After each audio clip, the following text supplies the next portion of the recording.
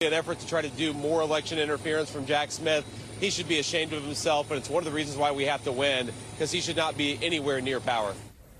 Let's bring in NBC News justice and intelligence correspondent Ken Delaney. And Ken, good morning. Good to see you.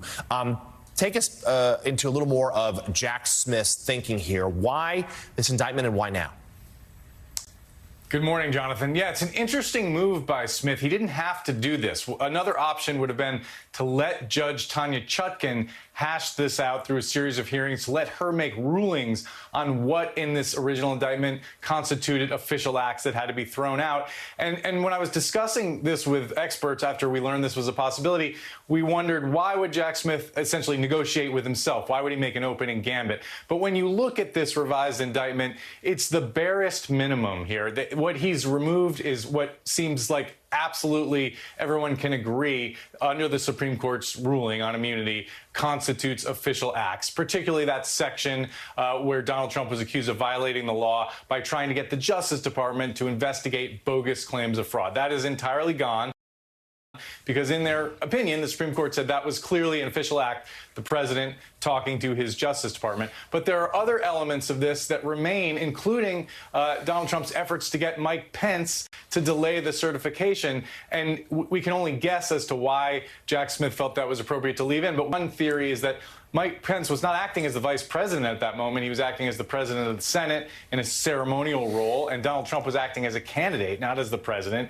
somebody trying to preserve power. So those are the kinds of things that they had to hash out. Again, this is essentially an opening bid by Jack Smith. This is now all going to be litigated before Judge Tanya Chutkan. And here's the thing about this that everyone needs to know. Whatever Judge Chutkan rules and preserves parts of this indictment, it can be appealed to the circuit court and then all the way to the Supreme Court before there is a trial in this case. So even if Donald Trump loses the election, this is going to take a while to litigate and ultimately maybe back before the Supreme Court again on what constitutes official acts here and what Donald Trump could be tried for. So, Ken, there had been some speculation that in this case, Smith would opt for what has been deemed a mini trial, which is like a courtroom hearing in which he could sort of lay out all the evidence, knowing that it wouldn't, as you just noted, wouldn't really come to trial before the election. But this way, the American people, voters, would know what was at stake. Does this move now, what Smith did yesterday, rule out that mini trial from happening?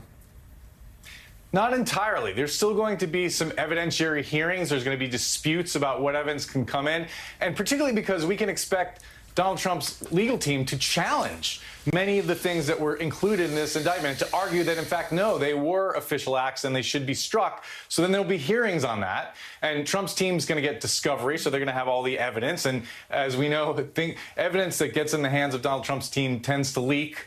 So we may learn more about this case. And, just having this story really sort of serves to remind people that Donald Trump, running for president here, has been accused of 3 complex, serious criminal conspiracies to defraud the United States, to obstruct Congress, and to deprive millions of Americans of their vote. Never in history have we had a presidential candidate running under that kind of cloud. And every American should read this indictment because it's remarkable that we are in this situation.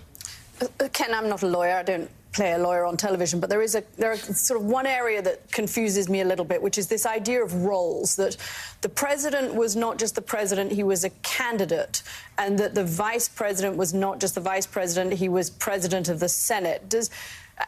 And yet the inauguration had not happened, so Joe Biden had not yet taken over as president. How does all of that square with what the definition of immunity might be? That's an excellent question, Katty, right to the heart of it. And I don't really think it's answered in the Supreme Court's opinion. There was a lot left unsaid in that opinion, which is why probably this thing ends up back in the Supreme Court, unless they decide that whatever Judge Tanya Chutkan ruled was just fine with them, because they left it vague. And, in fact, in the dissent, remember, Judge Sotomayor suggested that this ruling, this opinion, would allow a president to commit crimes, to essentially order the assassination of his political opponent and be immune from prosecution. Now, the other side disputes that, but it's really not clear. It's not spelled out. They the Supreme Court did not go into these kinds of hypotheticals, and particularly, when is a president actually acting as a candidate? So that is the kind of thing that is going to have to be litigated before Judge Chutkan. She's going to make a ruling, and then it will be appealed. NBC News Justice and Intelligence correspondent Ken Delaney, and we really appreciate your insight this morning. Thank you. Turning now to politics, 3 states have shifted closer to Vice President Kamala Harris as she gains ground with Democrats and independents. The nonpartisan Cook Political Report shifted their electoral college rating for North Carolina from lean Republican to toss-up, noting that Harris has improved on President Biden's vote share with Democrats by 13 points, black voters by 4, and independents by 13 as well. According to Cook's Amy Walter, she writes, the race is tightening, not because Harris is cutting into Trump's vote, but because Democrats and Democratic-leaning independents are coming home.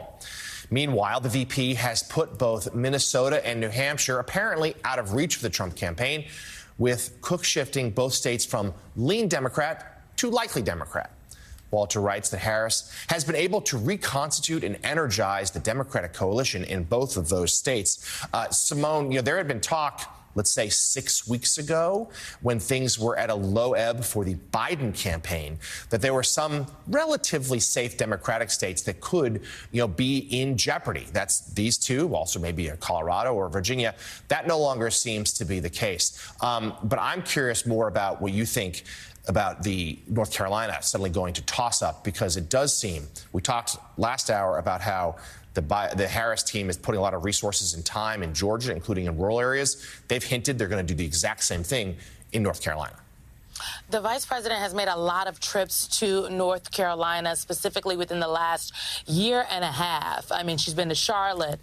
She's been to the Raleigh area, been to areas in the more rural parts of North Carolina, specifically talking about her opportunity tour and the economy. Things that, again, are polling very, very high for voters across the board, whether we're talking about white, black, Latino, Asian American, Pacific Islander, or otherwise. I will say this. I think North Carolina, frankly, has always been in play for Democrats. They just had to spend the money to be there.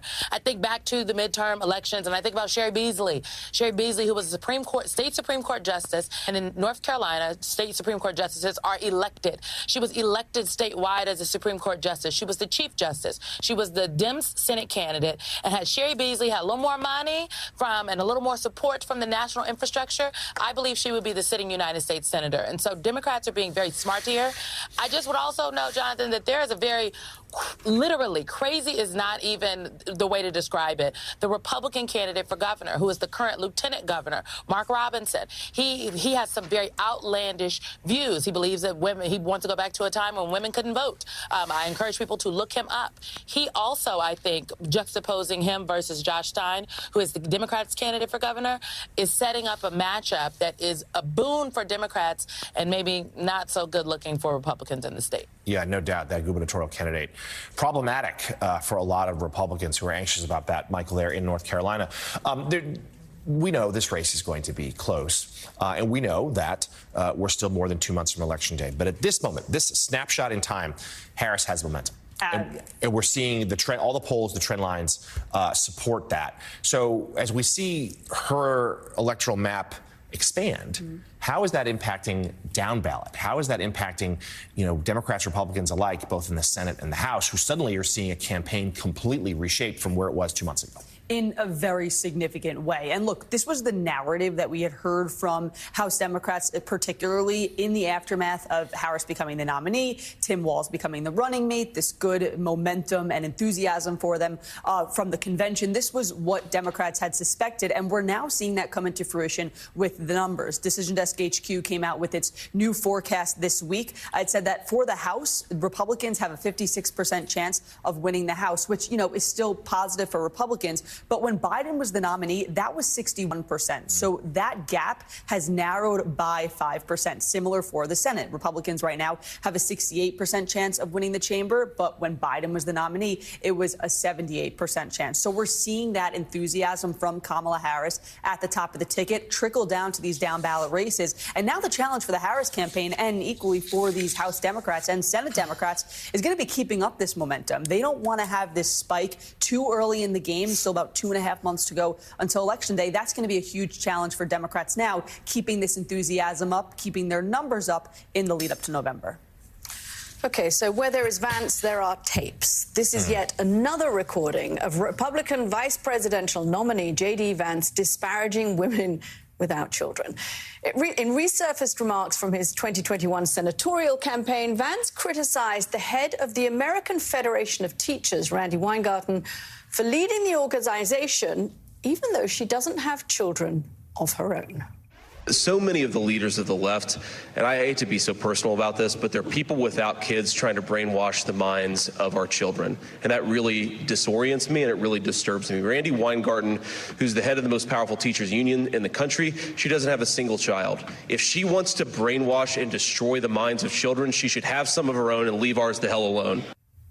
Yeah, I'm not sure why he's disoriented. Some people have children, some people don't. As we mentioned, this is certainly not the first time Senator Vance has been criticised for his remarks about women without children.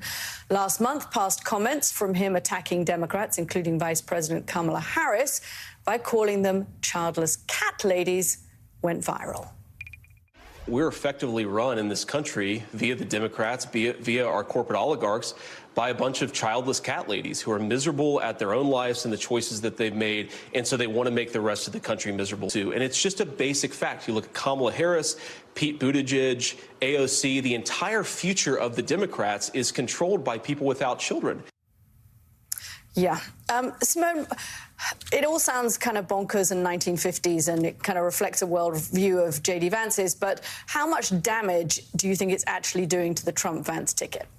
I think it's doing a lot of damage, Caddy, because not only is this a very old world view, it is also the current, frankly, platform of the Republican Party apparatus. In state after state all across this country, there are Republican lawmakers, state legislative folks, who have put bills on the floor that require women to get permission from their husband if they would like to get an abortion. There was a bill in Missouri that I believe passed that said a woman who wanted a divorce couldn't get one if she was pregnant.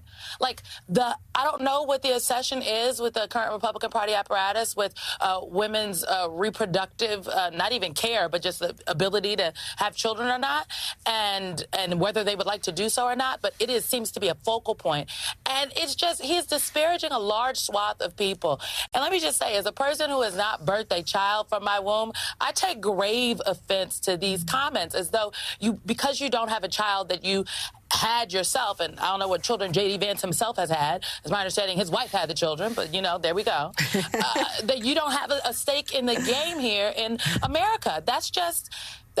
It is weird. It is weird, and it is concerning, and this all goes back to, this is why vetting is important. And I recently spoke to Eric Holder, former AG, who did the vetting for the Harris-Walz campaign, and I asked him, I said, are you sure you got everything? Because look at what these videos coming out with J.D. Vance. And he said he watched a lot of YouTube videos, and he thinks he got it all, but you can never be sure. And I have to wonder, what was the vetting for J.D. Vance? Because this is simply insane. And we're seeing by polling that Vance is one of the least popular running mate picks we've ever seen in modern presidential election history. And comments like this certainly not helping. Meanwhile, our long national nightmare is over. Vice President Kamala Harris and Governor Tim Walz will participate in their first sit-down interview. CNN's Dana Bash will conduct the interview tomorrow afternoon, which is set to air on that network at 9 p.m. Eastern. This will mark the first in-depth interview for Harris since Biden dropped out of the race and endorsed her last month. So, Michael, jokes aside, I mean, there are plenty of voters who don't care about interviews and say that's